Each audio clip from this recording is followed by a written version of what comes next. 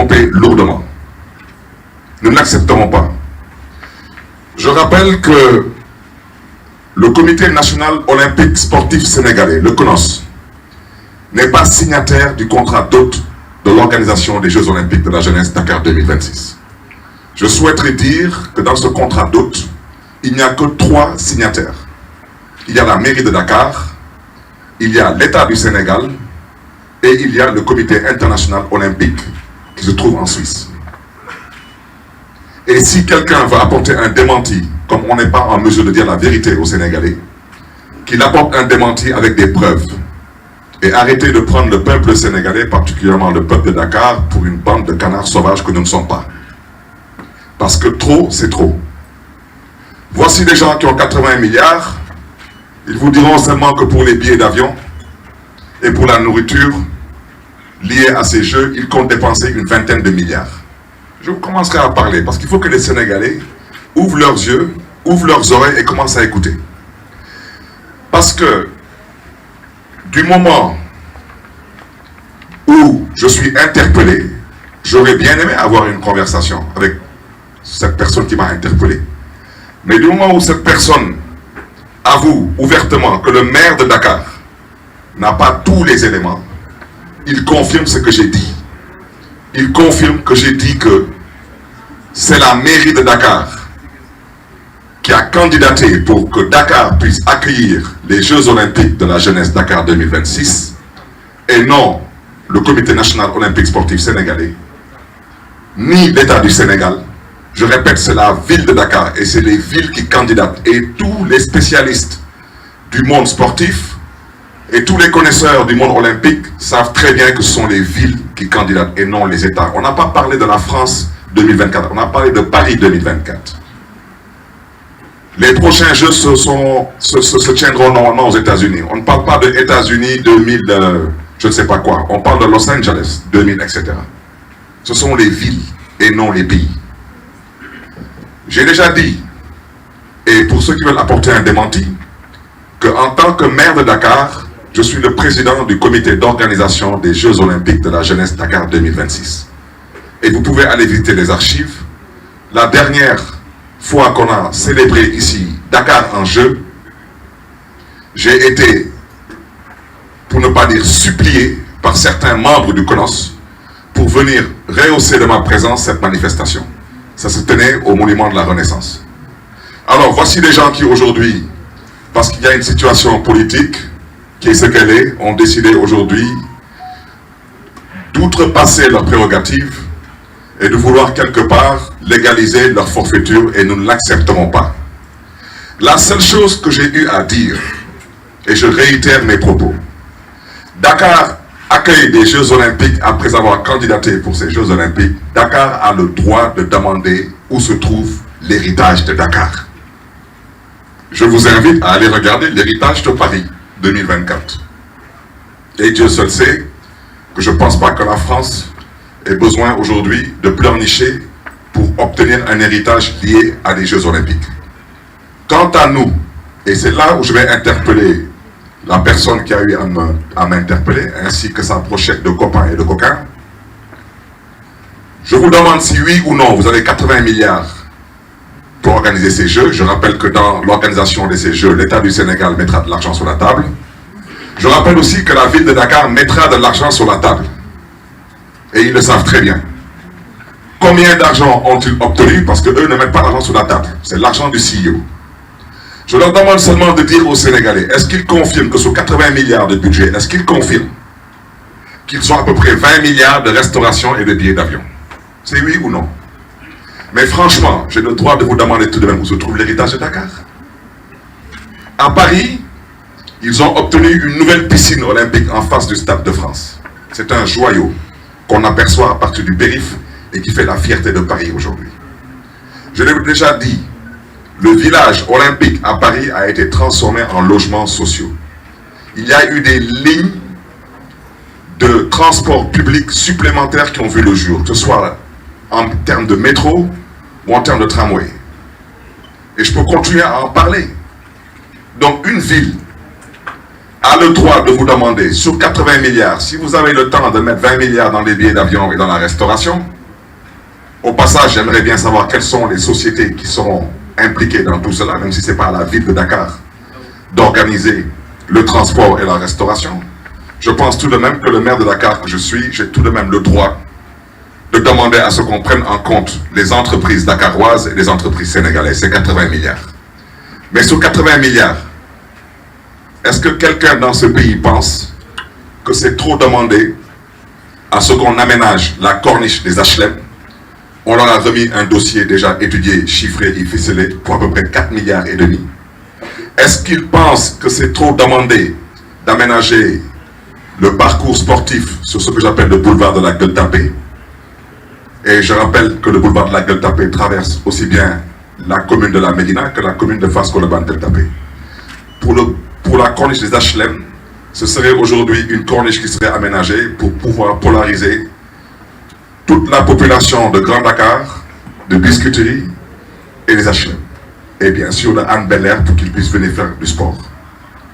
Et le troisième projet qu'on avait proposé, c'était un projet qui devait consister à aménager une corniche, pour ne pas dire un parcours sportif, sur l'extension de la VDN 3. Donc tous les trois projets sont tous des projets liés à l'esprit des Jeux Olympiques de la jeunesse. Je rappelle que Dakar, il n'y a qu'un seul parcours sportif à Dakar. C'est le parcours qu'on connaît tous sur la corniche Est. Tous. Vous voyez aujourd'hui des gens qui viennent des HLM, qui viennent de Grand Yoff, qui viennent des SICAP, qui viennent d'autres communes, qui traversent quasiment une bonne partie de Dakar seulement pour aller se retrouver sur le seul parcours que dispose Dakar. En quoi est-ce qu'aujourd'hui c'est trop demandé d'aménager un parcours sportif sur la corniche des HLM, un parcours sportif sur le boulevard de la Gueule-Tapée et un parcours sportif sur l'extension de la VDN 3. Et tous ces trois projets réunis ne coûteront pas 10 milliards. Je rappelle que la ville de Dakar n'attend rien de personne. À l'heure où je parle, nous avons déjà commencé à aménager des jardins, mais surtout des aires de jeu, en l'occurrence des terrains de football synthétique. Le dernier en date, vous pouvez aller le vérifier, c'est à Cambérène. Nous sommes déjà actuellement en train de finaliser la tribune avant de mettre le terrain synthétique. Allez aujourd'hui dans la commune de Dieuppeul-Derklé-Castor, vous verrez ce que la mairie de Dakar a eu à faire. Allez dans d'autres communes, vous verrez les efforts que la mairie de Dakar a eu à faire. Nous ne sommes pas des mendiants. Nous exigeons le respect, et particulièrement du CONOS. Parce que ce cirque va arrêter. Je ne fais pas partie des gens qu'on intimide, et je ne fais pas partie des gens qu'on impressionne. Surtout quand ce sont des gens qui ne méritent pas ma considération. Je dis, je répète, pour le compte et le nom de la ville de Dakar, nous allons parler d'héritage. Et si nous n'arriverons pas à parler d'héritage ici, nous allons nous organiser pour nous faire entendre à l'étranger. Parce que nous savons c'est quoi le monde olympique. Et nous savons que représente le monde olympique. Alors ces copains, ces coquins qui sont ici et qui pensent qu'ils vont faire ce qu'ils veulent, je souhaiterais leur dire de déchanter dès à présent. Vous allez parler héritage. L'héritage, ce n'est pas la réfection ou la réhabilitation de la piscine olympique du Point E. L'héritage, ce n'est pas la réhabilitation ou la réfection du stade Iba Mar. C'est ce qu'on appelle en Wolof Taf Yengel. On vous dit, on doit aujourd'hui renouveler, c'est un exemple, le parc automobile du transport en commun à Dakar. Vous avez tout le budget, mais vous dites que vous préférez prendre les véhicules existants et faire des tôleries et peintures. Voici où on en est. C'est pourquoi je remets une couche. Et je n'en ai pas encore terminé avec eux. Parce que j'irai à l'étranger pour communiquer. Je communiquerai à l'étranger en anglais, je communiquerai à l'étranger en français. Il faut que le monde comprenne définitivement que la médiocrité ne peut pas être nègre et l'excellence être hellène. Quand ce sont les Blancs qui organisent des Jeux Olympiques, il n'y a pas de scandale, tout se passe normalement. Et les gens ont le droit de parler d'héritage, de discuter dans les conditions les plus adéquates et les plus acceptables. Mais dès que c'est en Afrique chez les Noirs, on considère que nous n'avons pas le droit de rêver. Au nom de quoi les Blancs ont le droit de rêver et nous les Noirs n'avons pas le droit de rêver? Il faudrait que quelqu'un me dise pourquoi Dakar a candidaté pour organiser des Jeux Olympiques de la jeunesse. Ce n'est pas pour des réfections et des réhabilitations. Je terminerai en mettant l'accent sur aujourd'hui les ligues et les fédérations.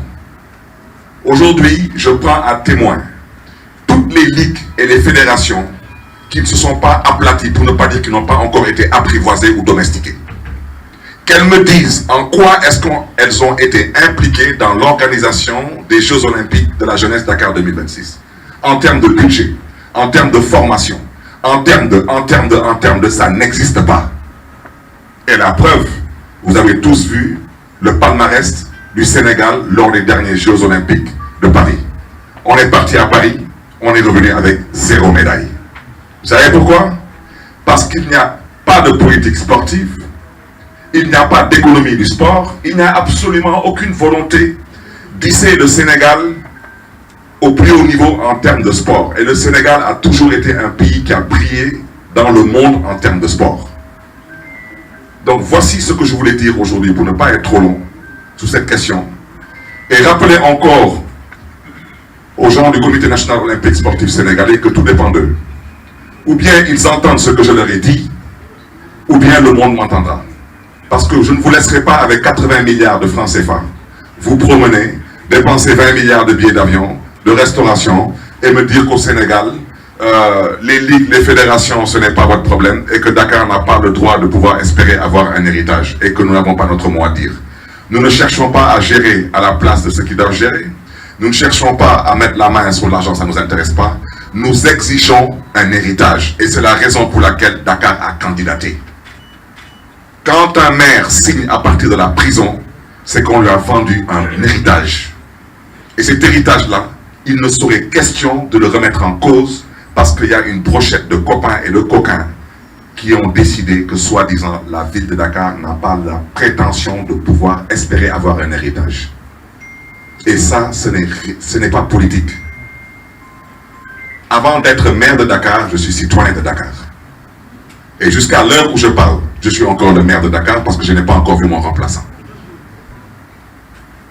Et je ne souhaiterais pas polémiquer pour plusieurs raisons. Je ne souhaiterais surtout pas polémiquer avec certaines personnes. Je le répète pour plusieurs raisons, surtout par rapport à la mémoire de feu Ousmane Tanor Dieng. Mais si les personnes me poussent à bout, je me battrai pour leur faire comprendre qu'ils ne m'impressionnent pas. Parce que moi, ma responsabilité, je la connais.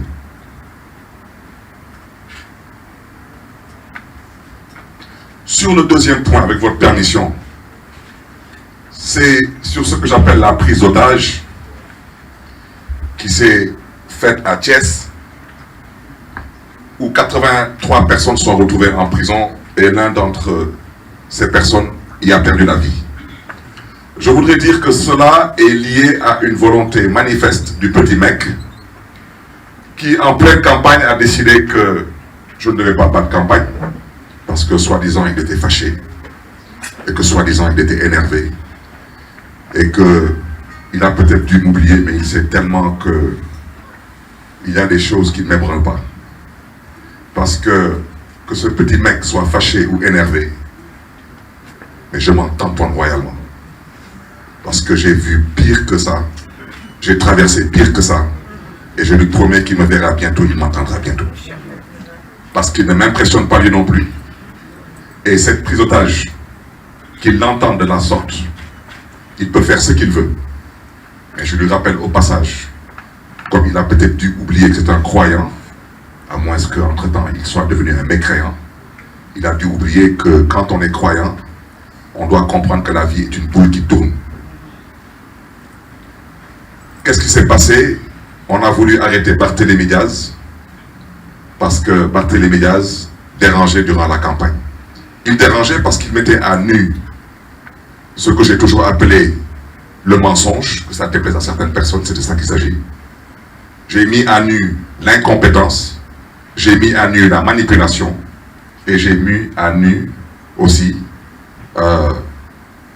l'incapacité de certains à diriger ce pays. Et certaines personnes se sont énervées, soi-disant fâchées. Je le répète, je m'en tamponne encore doublement. Ils n'ont qu'à s'énerver parce que la politique, à un certain niveau de responsabilité, c'est un échange d'idées. Ce n'est pas une question d'énervement. On ne peut pas être en politique et parler d'énervement ou de vengeance.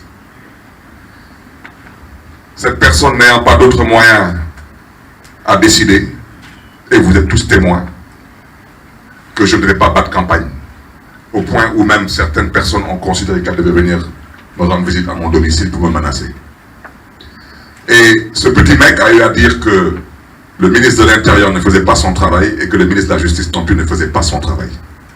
Et ce même petit mec a décidé que quand il donne des instructions, elles doivent être exécutées, y compris si ce sont des ordres qui sont totalement illégaux.